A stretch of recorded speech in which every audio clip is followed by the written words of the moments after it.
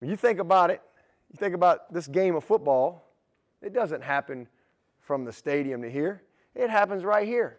It's what happens in the locker room. It goes to the meeting rooms and to the weight room and to the practice fields. And then, man, you blossom. You got to win on the inside. You got to win in the locker room first before you're going to win anywhere else. And, man, we got some great young men in this locker room here tonight. As a recent, being able to be here at Clemson and head a protest for something that we believe in and just standing for what's right and standing against what's wrong. And I didn't really know or understand the path that God was bringing me along with, being here 5 years, and being old head now, being patient and just really getting deep in my faith and trusting Him. And I really feel like, He really kept me here to be around these people that are here at Clemson, be around you guys, and to be a leader and to be a positive energy for younger guys and to share my experience. And I really feel like the little things that I've learned along the way, just right is right, even when no one's doing it, and wrong is wrong, even if everyone's doing it. And I really feel like that stuck with me since the day I got here on campus. And I really tried to transition my mindset that God got me, regardless of whatever happens, regardless if I go play 10 years in the NFL or I go be the CEO of a company. I know that it was all in God's favor and all because of Him. So that's what a coffee bean means to me. Man, that's strong right there, Cornell. I love that. Yeah, I would just say for me, it's been just realizing like that circumstances, like you don't really get to choose them all the time. Somehow, some way, you probably are in some challenges, and just it's been cool, especially here at the program, to see like myself and a lot of my friends come alongside me and just figure out how we can respond.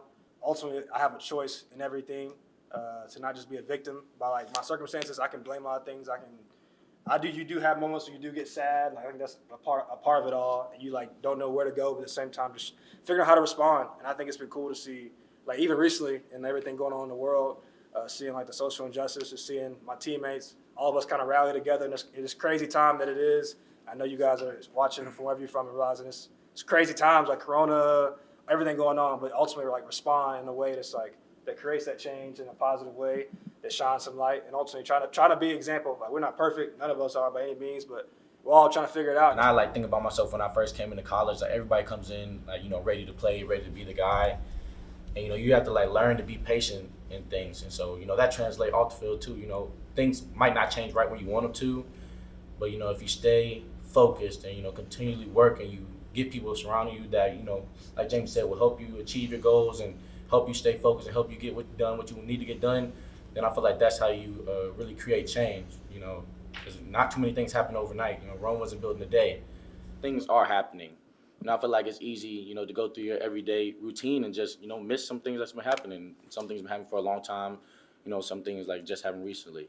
But, I feel like me voicing my opinion and voicing and, bringing attention to things that's going on, and having conversations with people that, they might have never seen my perspective has really been my opportunity to create change, because that also gives them, saying the chance to look at how I'm living and be like, okay, you know what, I didn't think of it like that. That's how I feel like I've made my impact. It's good stuff, man. Just through my experiences in my life, I've learned what's important to me, what I believe, and really no matter how hot the pot gets, I know who I am, and I think that's the main thing. And if you can lean on that, and if you're confident in what you believe, you really can make impact. And to go with that in what we do, as players, as coach, former players, what you guys do now, I think it's easy to let people put us ahead of others, but it's important to constantly put others ahead of yourself. So that's what in my life I've tried to do, is to put others before me when it's not always easy. And I think for the most part, it's helped me be able to make some change. On top of that, I'd add it's an appreciation for the little things. I think Coach Sweeney has so many sayings. Can't remember them all, but one I will take away for sure is, if we put all of our problems on the table, and you look around and see what everybody else put on the table, you'll take your problems back and you'll be fine with it. And, long story short, I just feel like that speaks to just everything that happens in the world. Like, we cannot get to a point where we influence others and expect change in others if we don't appreciate what's in our lives. And I hear just a lot of the things that we go around in the circle and talk about. Everybody's having their problems. And I know I'm so blessed just to be here, to be with these guys, have a great family, so many different things. And it does. I don't have to lose them, to appreciate them. And so I think that's kind of where it's small, but at the same time, it speaks to the inside out approach Coach Sweeney talks about is, when you appreciate others, people see the genuine care and love for others. And that reflects. It's easy, especially in society nowadays. Seems like everybody's so loud and like people are yelling back and forth, and it's easy to get hardened by that. And you just want to yell your message back at others. But if that's your only strategy, that doesn't work either. That doesn't create change. You got to love other people first, and then you got to try. Once you love them, you're going to try to understand them, and then once you understand them, you can have unity. Now, just because you have unity doesn't mean, and that you understand them doesn't mean that you're going to agree on everything. There's going to be differences, minor differences. There are certain things that you do need to agree on for sure, but there's going to be minor differences always. And that's good, because my grandfather always tells me that the day the world ends will be when everybody starts to think alike, and because we have no progress and then everybody's doing the same thing. Everybody has their own role to play in different societies, challenges on a team, whatever it is. And I think it's so important that you learn to see why somebody thinks the way that they think, see their perspective, appreciate that, and find the common ground. And once you have common ground and realize that you are on the same team and want the same overall deep things, then you unify and figure out ways to get there. I've had different situations where I lost my grandmother. I had a son at a young age, and I feel like I was going through some things. And Coach Sweeney's even seen me break down and cry at practice one time, and that was like my lowest of lows, because usually you get this like image of a football player. You don't cry, this and that, especially at practice. You don't cry. Like, it's been like that since I was a kid. Because everybody that knows me know I'm kind of to myself and stuff like that. But when I get a chance to help, I try to do my best. And I feel like I'm still working on that path, because I know one day my son, when I'm gone, my son's gonna take my name, and like it's gonna either be have high value or low value when you hear the Pinckney name. And I want to make sure I can have the highest value I can for him, because I know he's going to have to carry it for his family one day, his son, and I just want to be able to lead that like trail for him to help him have the best path possible. It's great to hear your thoughts and your perspective.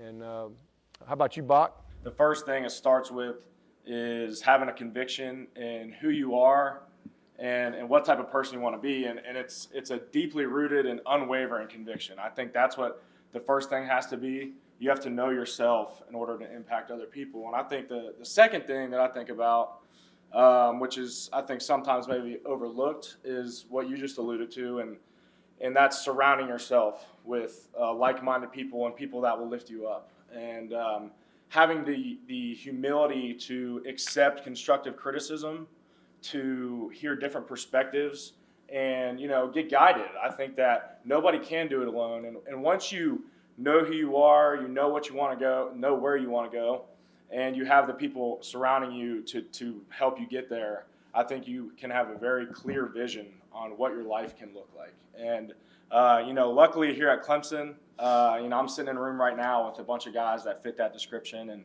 obviously we're extremely lucky to have a leader like you, Coach Sweeney, and all the coaches. I think Clemson is an extremely unique program for a lot of reasons. And a lot of it has to do with the leadership and the importance of developing the person. And everybody's not going to play in the NFL, but everyone's going to leave here with the tools to be a man. And that's what it means to me. I think having the guidance, especially from the coaches, and being taught as a young kid, you come in here and you're 18.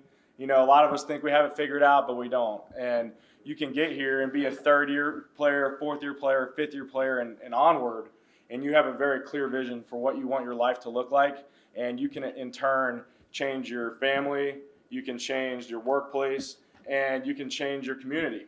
And so leaving here from Clemson, I think each one of us has a pretty unique set of tools that a lot of other people wouldn't have gotten. So I think it first starts with self-reflection and realizing what you can do better before you want to go to other people, And also, I think being authentic. People can feel if you're not really about what you say, whether that's being positive, whether it's being tough, whether it be anything.